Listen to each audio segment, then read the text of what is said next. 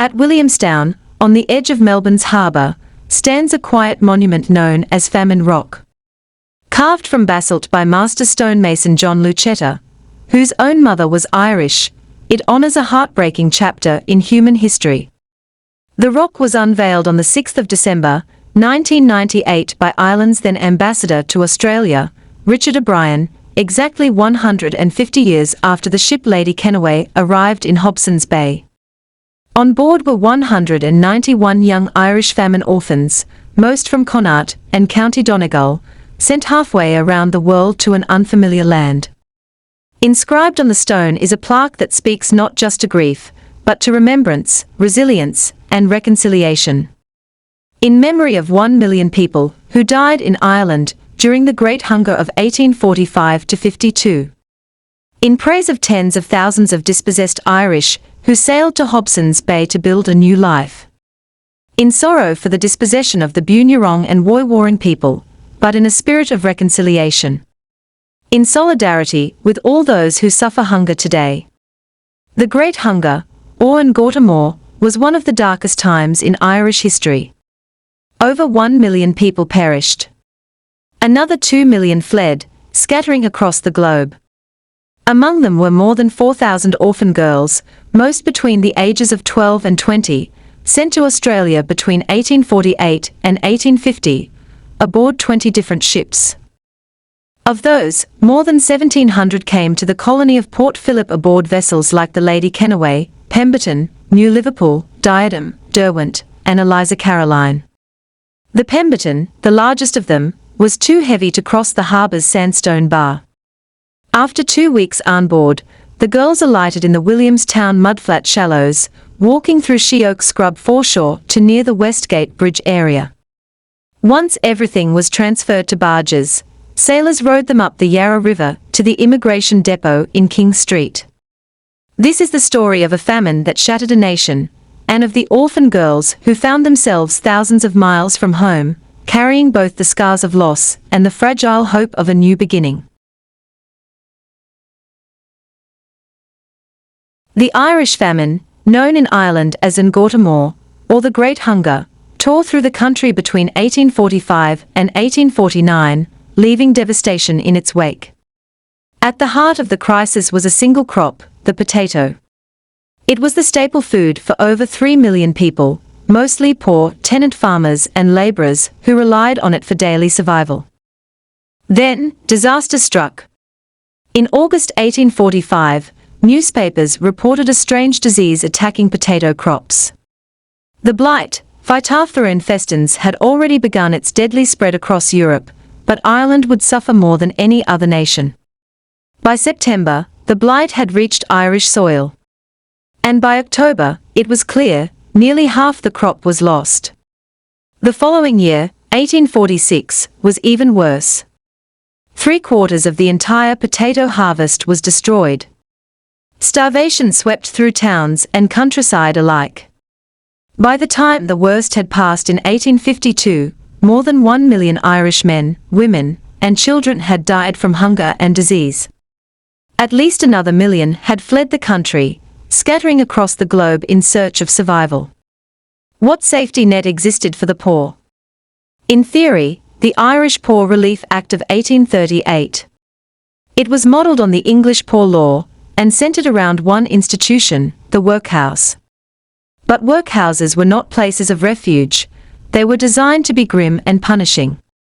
Harsh discipline, hard labour, and bare subsistence made sure no one entered unless truly desperate. By 1845, 123 workhouses operated across Ireland, each within a poor law union. For the destitute, this was the only option: enter the workhouse, or perish. Inside, life was a nightmare. Cramped, smelly, and disease-ridden, these institutions were filled beyond capacity. Families were torn apart. Children were separated from their parents. Comfort was non-existent. And for many, the only way out was death. And yet, even within these walls of misery, there was no provision for orphan children beyond the age of 2. Thousands of famine orphans, alone, starving, and unwanted, were left to fend for themselves in a country that could no longer feed them. As the Great Famine tightened its grip, Irish workhouses overflowed.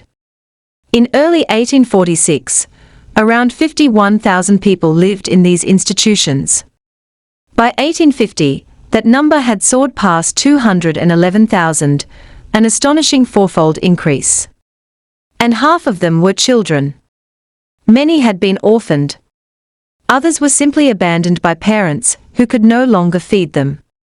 These young lives, already broken by hunger and loss, found little refuge inside the walls of the workhouse. Education was promised, 3 hours a day in religion, reading, and arithmetic, but the reality was different. Overcrowded, underfunded, and overwhelmed, most children received barely any schooling. They grew up in misery, uneducated, unloved, and largely invisible to the world. At the same time, on the other side of the world, Australia was facing a very different crisis. The end of convict transportation to eastern Australia in 1838 had left a deep labour shortage. There weren't enough workers to build the young colonies. More urgently, there weren't enough women. The imbalance was staggering. In some frontier settlements, men outnumbered women by as much as 17 to 1. Without families, without wives, and with few children, the colony seemed to teeter on social collapse. The British House of Commons described Australia as a place without parents, without wives, without children, a society adrift. What women there were carried the heavy stigma of convict origins, especially Irish women, who were branded as immoral. Respectable Irish women already living in the colonies found themselves judged and socially ostracized by association. Fears of racial decline arose as some settlers formed relationships with Aboriginal women, fueling a growing moral panic. The solution, officials believed, was clear: send women. But not just any women. They needed morally upright white women, from respectable backgrounds, who could become wives, mothers, and domestic workers. Women who could help tame the colony and remake its image, from a rough penal outpost to a proper British society. In 1847, workhouses in Ireland were packed with 116,000 inmates, 63,000 of them children. Among them were thousands of girls, over the age of 14, with little hope and no future. That year, the British Colonial Secretary, Earl Grey, approved a bold new scheme. Under his direction, and with the support of New South Wales Governor Charles Augustus Fitzroy, thousands of Irish orphan girls would be sent to Australia. In London and Sydney, officials were optimistic. But in Ireland, the reaction was deeply divided. Nationalist newspapers condemned the scheme. The Nation called it one of the most diabolical proposals ever made or conceived since Cromwell's time. The Tipperary Vindicator compared it to white slave trafficking. Many saw it as another cruel exploitation of Irish suffering by the British Empire. But inside the dreaded workhouses, where hope was in short supply, many girls saw things differently. With no future to look forward to, and nothing but overcrowding, hunger, and misery around them, this opportunity felt like a chance at freedom. A chance to escape the cold stone walls, the daily monotony, the shame and stigma of poverty. Whatever awaited them on the other side of the world, it had to be better than the life they were leaving behind. Between 1848 and 1850, over 4,000 Irish girls, orphans aged between 14 and 20, left behind famine-stricken Ireland for a new life in the colonies of Australia. This was no ordinary migration. It was a government-run scheme, tightly controlled and carefully managed under the direction of British Colonial Secretary, Earl Grey. A total of 4,114 girls from 117 different Irish workhouses were sent to Sydney, Melbourne, and Adelaide. Unlike the chaotic waves of Irish emigration to North America, this was an organised effort involving multiple layers of oversight: the Colonial Land and Emigration Commissioners in London, the Irish Poor Law Commissioners, and local workhouse boards in Ireland, and dedicated orphan immigration committees in Australia. Each girl was promised free passage. The Australian colonies paid the fare. But the Irish workhouses had to cover the cost of their clothing and the journey to the departure ports, first to Dublin or Cork, and then to Plymouth in England, where the ships awaited. For many of these girls, the outfit they received was the first proper set of clothes they had ever owned. Each was issued 6 linen shifts, 2 flannel petticoats, 6 pairs of stockings, 2 pairs of shoes, and 2 gowns. The girls were also given a wooden trunk, painted and lockable, with their name proudly displayed on the front. Inside were more clothes and personal items, basic, but new, and a detailed inventory pinned under the lid. But only a select few qualified. The rules were strict. Each girl had to be in good health, vaccinated against smallpox, and, above all, of good moral character. She had to be unmarried, able to read and write, know basic arithmetic, and possess a grounding in Christian teachings. Even the definition of orphan was narrow. A girl had to have lost at least one parent to death or abandonment. Character references from workhouse officials were mandatory. The authorities weren't just exporting labor, they were exporting a moral image. Once selected, the girls traveled in groups aboard specially chartered ships. A surgeon superintendent oversaw their health. A matron managed their welfare. And where possible, a religious instructor provided spiritual guidance. The girls were kept separate from other passengers on board, shielded from potential corruption. This was no luxury voyage, but compared to the grim reality of the workhouse, it must have felt like the beginning of a new life. Back in Ireland, the process of selection was systematic and tightly controlled. Local workhouse boards chose suitable girls and sent their names to the Irish Poor Law Commissioners. From there, Lieutenant Henry, the representative of the Colonial Land and Emigration Commissioners in Dublin, inspected each participating workhouse. Once approved, the boards had one final responsibility: escorting the girls all the way to the ship at Plymouth, where their journey would begin. The first of these orphan ships, the Earl Grey, set sail from Plymouth in June 1848, carrying 185 girls to Sydney. Just a month later, the Roman Emperor departed for Adelaide. It was a hopeful beginning, but controversy would arrive even before the ships reached Australia. While inspecting the girls at Plymouth, British Member of Parliament, Edward de Wet, expressed open disdain for them, forming a low opinion based on nothing more than appearance and prejudice. And worse was to come. When Earl Grey docked in Sydney on the 6th of October, 1848, a storm of criticism broke out, led by none other than Dr. Henry Grattan Douglass, a Protestant surgeon from Dublin who had travelled with the girls. His accusations were explosive. Douglass singled out 56 girls from Belfast, accusing them of foul language, theft, fighting, and even prostitution. He declared them unfit to be future mothers in the colony and denounced the entire initiative as a gross imposition, calling it nothing short of a workhouse colonization scandal. His words ignited public alarm. Although Douglass never explicitly raised religious objections, his criticism played into the wider colonial fears of being overwhelmed by poor Irish Catholics. The colonial authorities acted quickly. Of the so-called Belfast girls, 47 were removed from Sydney and quietly sent to Moreton Bay, then still a penal colony, and to Maitland. These locations became dumping grounds for girls who were labelled troublesome or difficult to place. The aim was simple: protect the reputation of the scheme by removing controversy from public view in New South Wales, Victoria, and South Australia. But Douglass's accusations were riddled with falsehoods. Of the 47 girls he condemned, nearly 67% were Protestant, not Catholic, as many may have assumed. Only 38% were actually from Belfast. And of the 4 girls he publicly labelled as prostitutes, 3 were Protestants, and 1 had been born in England. In fact, because the Earl Grey had taken its passengers from workhouses across Ulster, it was expected, indeed logical, that 61% of the girls on board were Protestant. What Douglass revealed wasn't the bad behaviour of Irish orphans. He revealed the deep sectarian prejudice of the time, a prejudice that would stain the entire scheme and follow many of these girls for the rest of their lives. In response to the controversy stirred by Dr. Douglass, Colonial Secretary Earl Grey ordered an investigation.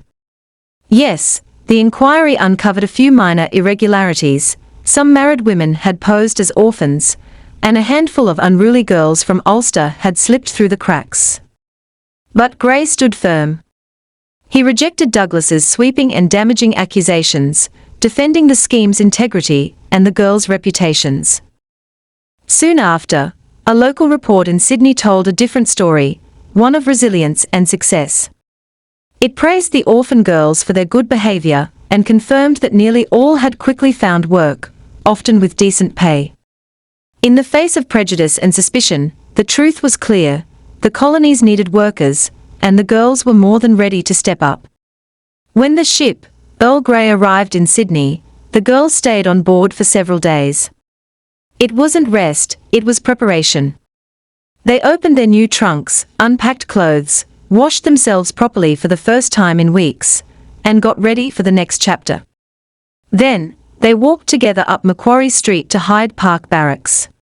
There, in one of Sydney's most prominent colonial buildings, a space had been transformed into an immigration depot, specifically for unaccompanied young women. This would be their first temporary home in the colony. Each girl was recorded and cared for by the immigrant orphan committees. These committees included the immigration agent, a police magistrate, and representatives from both Catholic and Protestant churches. Their job was to guide the girls into colonial life, quickly and carefully. One of their key roles was to set employment terms. Most girls were hired as domestic servants. Those under 17 were placed as apprentices, with fixed annual wages. A 14-year-old earned £7 a year. At 15, the wage rose to £8. By 16, they were paid £9. It wasn't a fortune. But for girls who had grown up with nothing, often not even shoes, it was a start. A chance. A new identity in a new world. Between 1848 and 1850, over 2,000 Irish orphan girls arrived in Sydney, and the Hyde Park Barracks soon became a hub for their reception. Life there was highly structured. The girls cleaned dormitories, sewed clothes, read scripture, and lined up in the hiring room, waiting to be chosen for work. In January 1849, Melbourne followed with its own depot at the corner of William and Collins Streets. Adelaide repurposed its native school for the same purpose, but the experience there was far less supportive. Conditions in Adelaide were basic at best, negligent at worst. The orphan girls who landed there often struggled the most to find work. In fact, scandalous rumours circulated that the native school was operating as a government-run brothel. While likely exaggerated, the allegations reflected just how little care or respect was given to the girls in that colony. From these main depots, many girls were sent in small groups to rural centres, to places like Yass, Goulburn, and Bathurst in New South Wales, Gawler, Mount Barker, and Clare in South Australia, and Moreton Bay and Ipswich, in what is now Queensland. There, they were housed in temporary depots until hired, either under regular contracts or as apprentices, depending on their age. But the tide was turning. By mid-1849, a combination of poor harvests and a weakening labour market began to sour public sentiment. Employers, once eager for help, became more selective. Old prejudices re-emerged. The girls were now criticised as lazy, immoral, and unworthy, accused of being a burden on colonial resources. The same orphans once seen as a solution were now treated as a problem. Colonial newspapers began to echo a darker suspicion that Britain was simply dumping its unwanted poor in Australia. Amid growing backlash, the scheme was quietly shut down after just 2 years. On the 8th of April, 1850, the Tipu Sahib left Plymouth, the final orphan ship bound for Australia. By the end, 4,114 orphan girls had made the journey. 2,253 to Sydney. 1,255 to Melbourne. 606 to Adelaide. Another 61 from Wexford were sent not to Australia, but to South Africa. They came seeking hope. What they found was a world that sometimes welcomed them, sometimes rejected them, but never forgot them. For many Irish women, the challenges didn't end when they set foot in Australia. Even thousands of miles from home, they couldn't escape the shadow of prejudice. Job ads in Australian newspapers throughout the 1800s, and even well into the 20th century, often included a chilling line, "No Irish need apply." These weren't isolated cases. Anti-Irish sentiment ran deep, and it followed these young orphans into every corner of colonial society. When the Elgin docked in Adelaide in September 1849, more than 50 girls remained unemployed 6 weeks later. Historians point to two reasons: economic uncertainty and deeply entrenched bias. The Irish were stereotyped as ignorant, unruly, and inferior. Their Catholic faith made them targets of suspicion. Even in a new world, old prejudices thrived. In 1850, Melbourne's leading newspaper, the Argus, launched an aggressive campaign to shut down the orphan scheme. Behind the effort were Alderman William Kerr and editor Edward Wilson. Just 2 weeks after 204 orphan girls arrived aboard the Diadem, the paper unleashed a scathing attack. It claimed the colony was being flooded with miserable paupers, untrained, immoral, and undesirable. The article went so far as to mock the girls' appearance, calling them trollops with clumsy ankles, and warned they would marry shepherds and labourers, raising children in the Catholic faith. In the eyes of the paper, that was a threat to the very identity of the colony. But there was one glaring problem: the article was completely wrong. In fact, 61% of the girls on the Diadem were Protestant. The Argus wasn't printing facts, it was fueling fear and sectarian hatred. The man driving that campaign, William Kerr, wasn't just an alderman. He was the Grand Master of Melbourne's Orange Order, a secretive, anti-Catholic organisation with roots in Northern Ireland. His attacks on the orphan girls weren't just about immigration, they were about identity, religion, and power. These young women, many of them teenagers, had already survived famine, loss, and exile. But in Australia, they found themselves fighting a new battle for dignity, respect, and a place in the only home they had left. But there were other, deeper reasons why the Irish orphan girls did not receive a warm welcome when they arrived in Australia. The Earl Grey scheme was not the first attempt to bring young women from Ireland to the colonies. Back in 1831, a group of girls from an orphanage in Cork had been sent to New South Wales, funded by the colonial government. But that earlier scheme was marred by failure and by scandal. In the 1830s, it was almost impossible to convince women of good standing to make the dangerous journey alone to Australia. And the authorities offered little support, no care during the voyage, and no guidance upon arrival. Left to fend for themselves, many of those girls turned to sex work as a means of survival. The legacy of that failure lingered.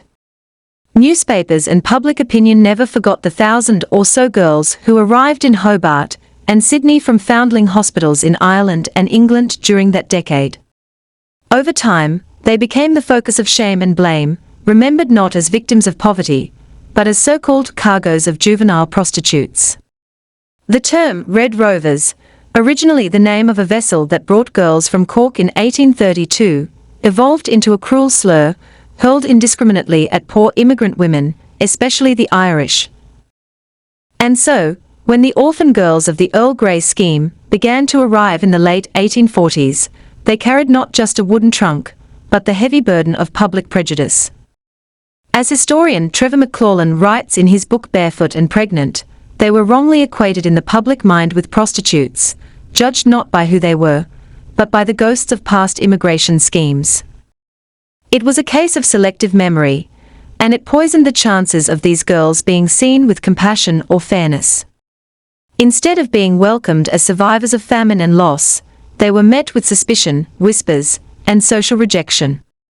In New South Wales, One of the most vocal and influential critics of the Irish orphan scheme was Reverend John Dunmore Lang, a Presbyterian clergyman from Scotland, who arrived in Sydney in 1823. Lang was a fiery and divisive figure. Though he advocated for immigration, he fiercely opposed the arrival of young, single Irish Catholic women. Like many Protestant settlers in colonial Australia, Lang believed that Catholic Irish immigrants posed a serious threat, not just religiously, but politically and culturally. In 1841, he published a scathing pamphlet claiming Irish Catholics could turn New South Wales into a province of the popedom.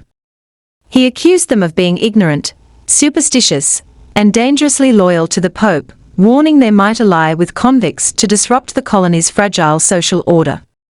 Though official immigration policy avoided open religious discrimination, behind closed doors, the prejudice was clear.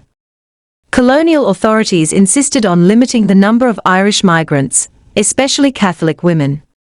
It was a subtle but telling attempt to maintain a Protestant, Anglo-Saxon identity in a colony that claimed to welcome all.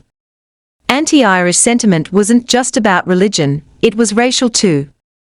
In 1843, Dr. Alexander Thomson went so far as to compare the Irish to Aboriginal people, describing them as primitive and inferior. Newspapers echoed these racist views. The Argus mocked Irish orphan girls as unskilled and ignorant. The Goulburn Herald bluntly declared them unfit for any kind of work. Officials across the colonies began stressing the need for more English and Scottish immigrants to, in their words, balance out the rising number of Irish girls. John Dunmore Lang saw the scheme not as a humanitarian rescue, but as a Catholic conspiracy to dominate the colony. By 1850, hostility had reached a boiling point. Melbourne City Council formally petitioned Queen Victoria to shut the scheme down. Orphan committees in Sydney, Adelaide, and Melbourne publicly withdrew their support. What began as a lifeline for famine-stricken girls ended as a lightning rod for sectarian division, colonial paranoia, and social exclusion. Not everyone in Melbourne turned their back on the Irish orphan girls. Among their defenders was Edmund Finn, a journalist from Tipperary and vice president of Melbourne's St. Patrick's Society. In early 1850, he used his platform at the Melbourne Morning Herald to speak out in support of the scheme and helped organise public meetings to stand up for the girls. Years later, in his book Chronicles of Early Melbourne, Finn described the girls as rough in some ways, but also honest, virtuous, and eager to learn. Many, he said, became excellent domestic servants. He wasn't alone in his support. Cork-born Bishop James Gould also stepped forward, leading a meeting that condemned not just the attacks on the orphan scheme, but the broader prejudice against the Catholic Church that had come with it. And John O'Shannessy, who would go on to become the first Irish-born Catholic Premier of Victoria, didn't just talk, he employed 2 orphan girls himself, and publicly defended Irish immigration. Amid the hostility, one story stood apart as a rare triumph of compassion and care, the voyage of the ship Thomas Arbuthnot. When the ship arrived in Sydney on the 3rd of February, 1850, carrying 193 Irish orphan girls, immigration officials were stunned. Never before had they seen a group so healthy, clean, and well-behaved. The credit went to one man, Charles Edward Strutt, the ship's surgeon superintendent. Strutt didn't just do his duty, he treated the girls with dignity, discipline, and kindness. His leadership was so admired that he was chosen to escort 105 of the girls inland to Yass, in New South Wales. When he arrived at Hyde Park Barracks to collect them, something remarkable happened. 130 girls stepped forward, begging to join him, wherever he was going. Local fears in Yass were quickly dispelled. The girls made a good impression, not just in their appearance, but in their attitude and manners. Strutt stayed for a month, ensuring each one found suitable work, and before returning to Sydney, he personally visited every girl he had brought with him. Through his actions, Charles Strutt helped break down the cloud of suspicion and prejudice that surrounded the scheme. He restored dignity to the orphans, and reminded the colonies that these girls were not a burden to be feared, but human beings full of potential, longing for a chance to start again. From a logistical standpoint, the Earl Grey scheme was remarkably well organized. Great care was taken in selecting, outfitting, and transporting the girls. Every ship carried a surgeon, a schoolmistress, and, where possible, a chaplain or religious instructor. Life on board followed a strict routine. Passengers were to rise by 7 a.m., fires lit by the cooks at the same time, and lights out by 10 p.m. unless the surgeon said otherwise. In this sense, the system worked. But the real test came after arrival. Despite moments of support and goodwill, the Irish Orphan scheme came to an end in April 1850 with the departure of its final ship. For many girls, the dream of a fresh start collided with a harsher reality. They had been sent into a colony where prejudice ran deep and support often ran out. By 1851, reports claimed that half of Adelaide's sex workers were former orphans. Others fell into poverty, faced legal trouble, or drifted into unstable lives. The optimism of the scheme had met the bitterness of social division. The scheme had also sparked a deeper debate about Australia's place within the British Empire. Were the colonies a fresh start for the world's poor, or simply a dumping ground for Britain's unwanted? And when the scheme ended, over 104,000 children still remained in Ireland's workhouses, forgotten by history. The Irish orphan girls had come from the very bottom of society. They had no training, little education.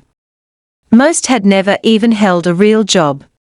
Yet, somehow, they were expected to do more than just survive. They were expected to become the backbone of a young and growing nation. To be model servants, pioneering wives, selfless mothers. It was an impossible burden. But many of them rose to meet it. Though some were lost to hardship, many others found work, married, built families, and quietly shaped the social fabric of a new Australia. They didn't ask for praise. They just wanted a chance. And in the end, that's what this story is really about: thousands of forgotten girls, cast across the world by famine and empire, who asked for so little, and gave so much. Behind the bureaucracy of the Earl Grey scheme stood another figure, one whose shadow looms darkly over the tragedy of the Irish famine, Sir Charles Trevelyan. As Assistant Secretary to the British Treasury, Trevelyan was one of the most powerful men shaping Britain's response to the famine. And that response, by all accounts, was devastating. Trevelyan delayed food aid, cut relief programs, and clung tightly to rigid laissez-faire economic policies. He refused large-scale intervention, arguing that helping too much would only encourage dependency. To him, the famine wasn't a humanitarian crisis, it was a moral test. He believed the Irish were suffering not because they were starving, but because they were flawed, lazy, rebellious, in need of correction. In his own words, the famine was not a tragedy, it was divine punishment. Author K. Maloney Cabal, in her book The Kerry Girls, Immigration and the Earl Grey Scheme, leaves readers with Trevelyan's chilling words, written in 1846. The judgment: God sent the calamity to teach the Irish a lesson, that calamity must not be too much mitigated. The real evil with which we have to contend is not the physical evil of the famine, but the moral evil of the selfish, and the turbulent character of the people. More than 1 million Irish people died during the Great Hunger. Millions more were displaced, broken, or lost to memory. And yet, even in the face of that cruelty, amid indifference, prejudice, and pain, thousands of orphan girls found the courage to board a ship and cross the world for a chance at something better. Their story is not just one of suffering. It is one of survival.